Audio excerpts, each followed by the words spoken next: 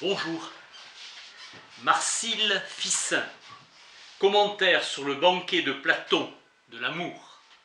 Liber de Amore, le livre de l'amour. Le symposion platonique, le banquet.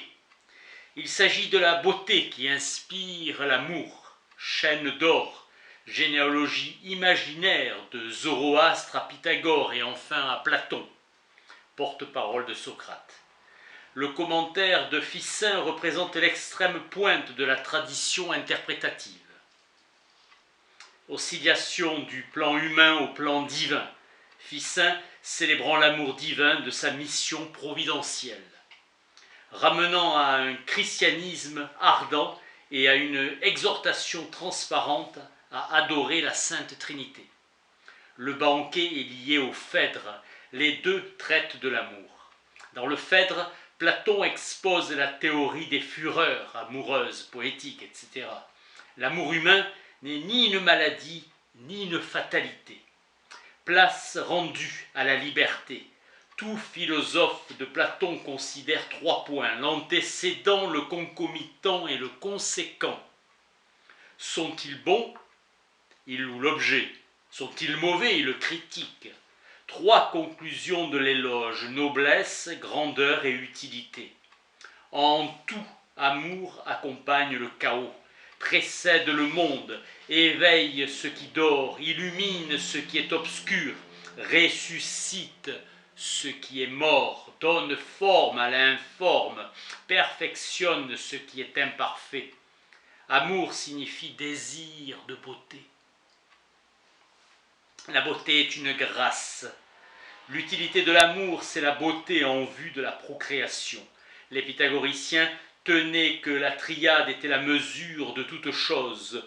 Le tout et la totalité des choses sont déterminés par le nombre 3.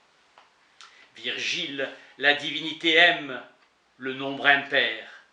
En tant qu'acte universel et qui fortifie, on l'appelle le bon. Il vivifie, adoucit, charme et excite, on le nomme beau. Tout est Dieu et les quatre cercles autour de lui, l'intelligence, l'âme, la nature et la matière. Puissance de l'âme placée dans la raison et les sens. L'intelligence angélique s'élève jusqu'en sa pointe et à sa cime avant de s'élever jusqu'à Dieu. Faculté d'engendrer. Les théologiens placent la bonté au centre et la beauté dans la circonférence. Zoroastre divisait les êtres en 3 classes. Zoroastre a établi 3 principes du monde, maître des 3 ordres, Oromasis, Mithris et Arimanis. Platon les appelle Dieu, intelligence et âme. La beauté divine resplendit en tout et est aimée en tout. Mes amis, je vous adjure et vous supplie de vous adonner de toutes vos forces à l'amour comme à une chose vraiment divine. L'amour est désir de jouir de la beauté, et la beauté une splendeur qui ravit à elle l'âme humaine. L'amour est en tout et partout à l'œuvre. L'amour crée toute chose, il conserve également tout, ce qui procure la concorde, c'est un échange de paix et d'amour. Orphée, seul tu tiens les rênes de tout l'univers.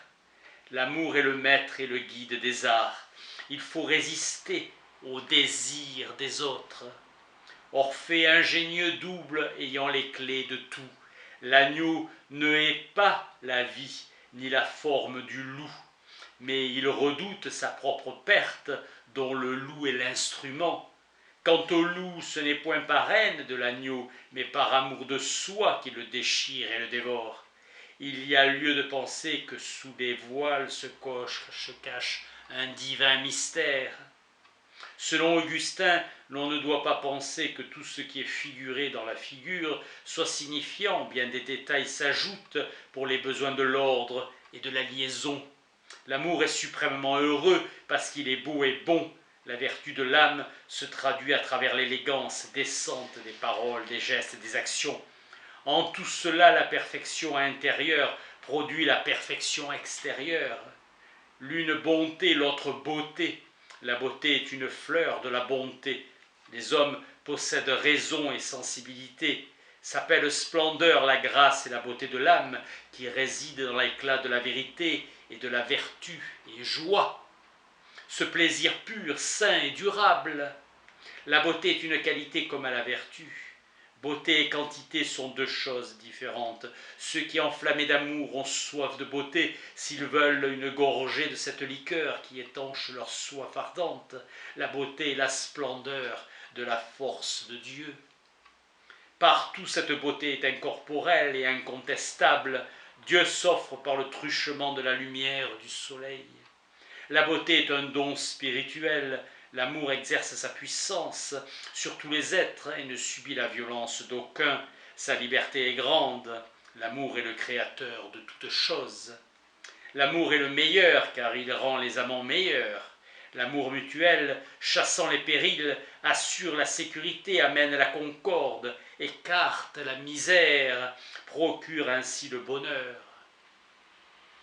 Et mon Dieu, il est le plus beau, imitons-le, il est le meilleur, adorons-le, il est le plus heureux que sa clémence et sa générosité nous accordent de jouir de sa beauté, de sa bonté et de sa béatitude. Platon utilise Diotime, prophétesse, pour parler à Socrate comme si les hommes ne peuvent comprendre que par une inspiration divine ce qu'est la vraie beauté, l'amour légitime et la manière d'aimer. Si grande est la puissance de la faculté d'aimer, si grande sa sublimité. Les platoniciens appellent Dieu l'âme du monde. Les dieux sont immortels et sans passion. Les bons démons sont les anges, gouverneurs du monde inférieur. L'instinct d'amour vient du Dieu suprême. Il y a en nous trois parties, l'âme, l'esprit et le corps. Dieu est appelé conseil et source du conseil, car il est la vérité et la bonté de toutes choses, celui dont la splendeur rend vrai tout conseil et dont tout conseil tend à acquérir la bonté. L'engendrement d'une progéniture est tenu pour tout aussi nécessaire et honnête que la recherche de la vérité. Mais l'abus détourne gravement notre âme de son bien essentiel qui consiste dans la contemplation de la vérité et la fait dévier vers des besognes plus basses. Les médecins anciens ont dit que l'amour était une passion très proche de la mélancolie. Le médecin Rhazès a prescrit de le soigner par le coït, le jeûne, l'ivresse, la marche. Platon définit le sophiste comme un dialecticien audacieux et rusé qui nous fait prendre le faux pour du vrai. Toute la puissance de la magie consiste dans l'amour. L'opération de la magie est l'attraction en vertu d'une affinité naturelle. L'amour poursuit ce qui est beau. La sagesse étant la plus belle de toutes les choses, qui désire la sagesse ne la possède pas entièrement. Quant à la nature du beau en soi, la beauté suprême, c'est d'être délicat, parfait et heureux. Sa douceur attire à lui le désir universel, parfait, qui perfectionne les êtres. Bienheureux, illuminant et comblant de bien éternel. L'utilité et le désir d'engendrer dans la beauté afin d'entretenir une vie éternelle. L'oubli et la mort de la science. Le désir de prouver puis d'enseigner à l'enfant devenant adulte. Dieu crée l'âme et lui donne l'intelligence qui est faculté de comprendre. Vide et obscur sans la lumière divine. Au-dessus du corps l'âme puis l'ange, enfin Dieu.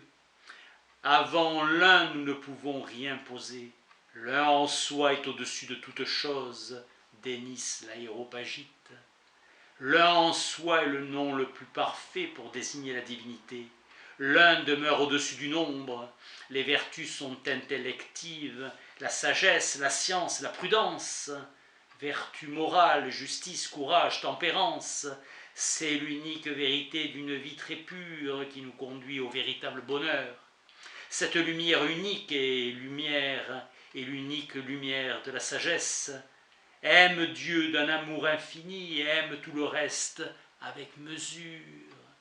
Quiconque ici-bas se consacrera à Dieu par amour se retrouvera finalement en Dieu, car il retournera à sa propre idée grâce à laquelle il fut créé. Vénérer Dieu dans les choses pour vénérer ensuite les choses en Dieu, pour nous retrouver nous-mêmes en Dieu et nous aimer nous-mêmes en aimant Dieu. l'aiguillon de l'amour porte vers la beauté divine. Pour Marsile Ficin, Vénus représente Aphrodite et Cupidon et Eros. Socrate se dit citoyen du monde car partout où il est le bien et sa patrie, ne possédait rien et le cœur ouvert à tous. Il allait sans peur d'un pas assuré, il prétendait ne rien savoir. Passant sa vie à philosopher, il aima mieux mourir que cesser de philosopher. Ses paroles charment, tous les hommes sont ignorants, mais lui savait qu'il était ignorant. Le temps libère de l'amour comme de tous les maux. L'amour vulgaire change l'homme en bête. L'amour divin, par contre, est l'illumination de l'âme rationnelle. L'amour va au-devant de qui le cherche. Et l'amour divin est dispensateur de tous les biens. Adorons cet amour, vénérons sa sagesse et sa puissance, et jouissons de lui tout entier à un éternel amour. Rendons grâce au Saint-Esprit qui nous a illuminés et embrasés. Merci.